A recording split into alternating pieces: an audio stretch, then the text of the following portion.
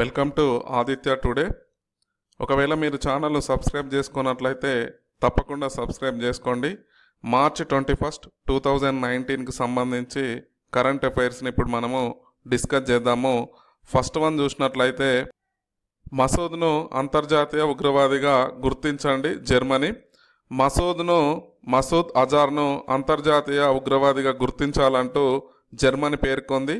ఈ మేరకు ఐరోపా సమైక్యలో ఒక తీర్మానాన్ని ప్రవేశపెట్టడం కూడా జరిగింది. అదేవిధంగా మార్చి 15న మసూద్పై ఫ్రాన్సు ఆర్థిక ఆంక్షలు విధించడం కూడా జరిగింది. ఐరాస భద్రతా మండలిలో 15 సభ్య దేశాలలో 14 సభ్య దేశాలు అంతర్జాతీయ ఉగ్రవాదిగా గుర్తించాలని మద్దతు పలికిన చైనా మాత్రము దీన్ని అడ్డుకోవడము జరిగింది. ఇప్పుడు ఐరోపా సమైక్యకు సంబంధించి కొన్ని డీటెయిల్స్ మనం చూద్దాము. ఇది చాలా ఇంపార్టెంట్. ఐరోపా సమైక్య ఎప్పుడు స్థాపించారంటే నవంబర్ 1, 1993. అది ఎక్కడ అంటే మాస్ట్రిక్స్, నెదర్లాండ్స్. ప్రస్తుతం మాత్రము ఇది ఐరోపా సమైక్య బెల్జియంలో ఉంది. దాని యొక్క రాజధాని చూసినట్లయితే బెసెల్స్. ఇక్కడ ప్రధాన కార్యాలయం వచ్చేసి బెసెల్స్ బెల్జియంలోనే ఉంది. నెక్స్ట్ సభ్య దేశాల సంఖ్య చూసినట్లయితే ఐరోపా సమైక్యలో 28గా ఉంది. నెక్స్ట్ స్థాపన దేశాలు అనగా ఫస్ట్ స్థాపించినప్పుడు ఈ దేశాలతో స్టార్ట్ చేయడం జరిగింది. అవి Germany, France, Italy, Netherlands, Belgium మరియు లక్సెంబర్గ్. కజాఖ్స్తాన్ రాజధాని ఇక నూర్ సుల్తాన్. కజాఖ్స్తాన్ రాజధాని అయిన ఆస్తానా పేరును నూర్ సుల్తాన్గా మారనుంది.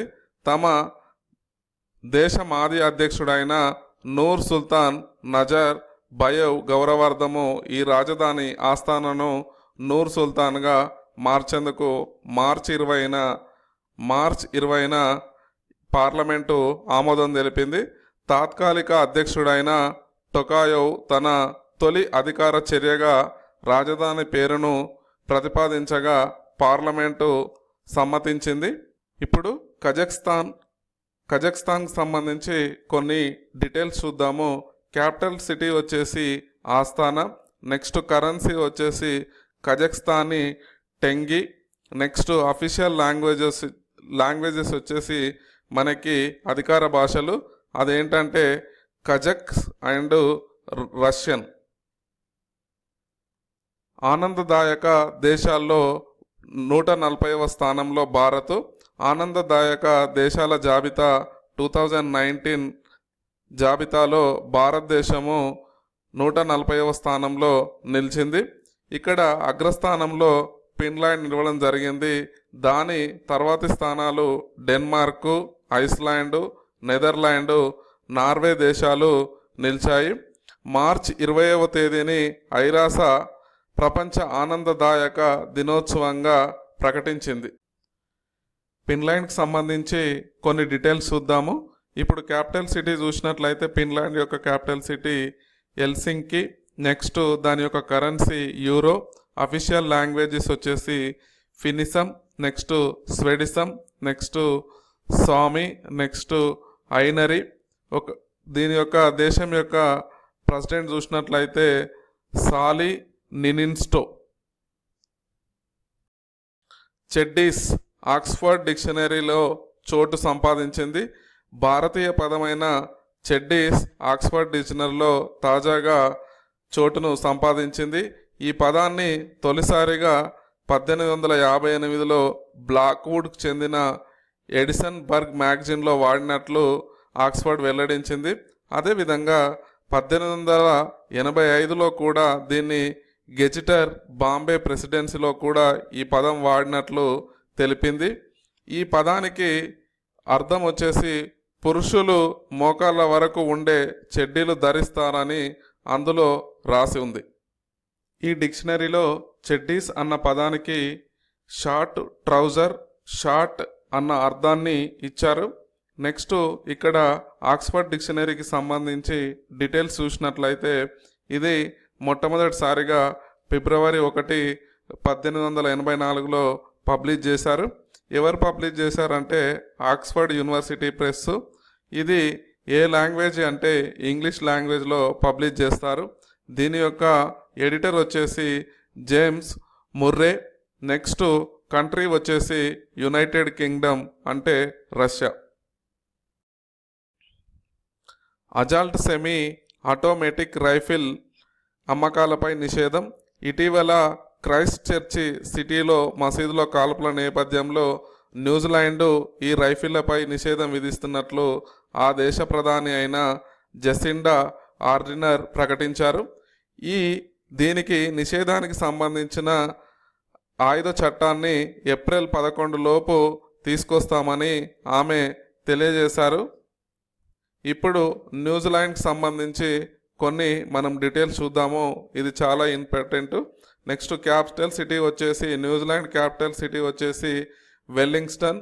నెక్స్ట్ కరెన్సీ వచ్చేసి డాలర్. అఫీషియల్ లాంగ్వేజ్ వచ్చేసి ఇంగ్లీష్. నెక్స్ట్ ప్రైమ్ మినిస్టర్ వచ్చేసి జెసిండా ఆర్డినర్.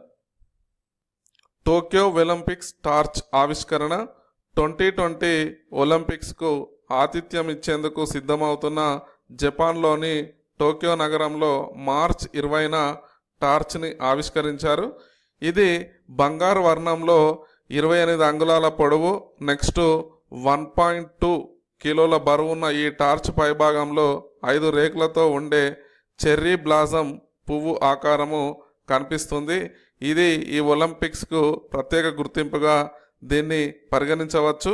ఇప్పుడు జపాన్కు సంబంధించి కొన్ని డీటెయిల్స్ చూద్దాము. ఇప్పుడు జపాన్ దాని యొక్క రాజధాని క్యాపిటల్ సిటీ వచ్చేసి టోక్యో. నెక్స్ట్ కరెన్సీ వచ్చేసి జపానీస్ ఎన్. నెక్స్ట్ అఫీషియల్ లాంగ్వేజ్ వచ్చేసి జపానీ. నెక్స్ట్ ప్రైమ్ మినిస్టర్ వచ్చేసి షింజో అబే. సంజౌతా కేసులో తీర్పు వెలువరించిన కోర్టు దేశవ్యాప్తంగా సంచలనం సృష్టించిన 2007 నాటి సంజౌతా ఎక్స్ప్రెస్ పేలుళ్ల కేసులో హర్యానాలోని పంచకులలోని ఉన్న ఎన్ఐఏ ప్రత్యేక కోర్టు తీర్పు వెలువరించింది.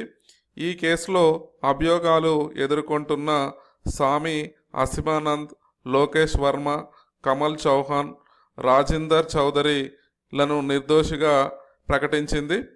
ఇక్కడ ఈ సంజౌతా ఎక్స్ప్రెస్కి సంబంధించి డీటెయిల్స్ చూసినట్లయితే ఢిల్లీ నుంచి లాహోర్ వెళ్తున్న సంజౌతా ఎక్స్ప్రెస్లో 2007 ఫిబ్రవరి 18 అర్ధరాత్రి 11:53 హర్యానాలోని పానిపట్ నగరం సమీపంలో ఉన్న దివానా రైల్వే స్టేషన్ దాటగానే శక్తివంతమైన పేలుళ్ళు ఈ రైల్లో సంభవించడం జరిగింది. ఈ దుర్ఘటనలో 68 మంది ప్రాణాలు కోల్పోయారు మరియు 50 మందికి పైగా గాయపడము జరిగింది. హైటెక్ సిటీ 10 కిలోమీటర్ల మెట్రో రైలు మార్గాన్ని ప్రారంభించిన గవర్నర్. అమీర్పేట హైటెక్ సిటీకి 10 కిలోమీటర్ల రైలు మార్గాన్ని గవర్నర్ నరసింహన్ మార్చి 20న ప్రారంభించారు. హైదరాబాద్ మెట్రో ప్రాజెక్టు ప్రపంచంలోనే ప్రభుత్వ ప్రైవేటు భాగస్వామ్యంతో చేపట్టిన అతిపెద్ద ప్రాజెక్ట్ అని. దీన్ని ఎల్ఎన్టీ సంస్థ నిర్మిస్తుంది. ఇక్కడ ప్రైవేటు భాగస్వామ్యం వచ్చేసి 90% ఉంటుంది ఇందులో. నెక్స్ట్ ప్రభుత్వ భాగస్వామ్యం వచ్చేసి 10%. హైదరాబాద్ మెట్రో 56 కిలోమీటర్ల మార్గంతో దేశంలోనే 2వ స్థానాన్ని ఆక్రమించింది. ఇదే మెట్రో స్థానము మొదటి స్థానంలో ఢిల్లీ మెట్రో ఉంది. ఓకే, ఈ వీడియో కనుక మీకు నచ్చినట్లయితే లైక్ చేయండి. అదేవిధంగా మీ కామెంట్లు ఏమన్నా ఉన్నట్లయితే మాకు కంపల్సరిగా కామెంట్ బాక్స్లో పెట్టండి. అదేవిధంగా సోషల్ మీడియా అనగా వాట్సాప్, ట్విట్టర్, టెలిగ్రామ్, ఫేస్బుక్లలో తప్పకుండా మీ మిత్రులకి అదేవిధంగా జాబ్ ఆస్పిరెంట్స్కి తప్పకుండా వీడియోని షేర్ చేయండి. Thank you.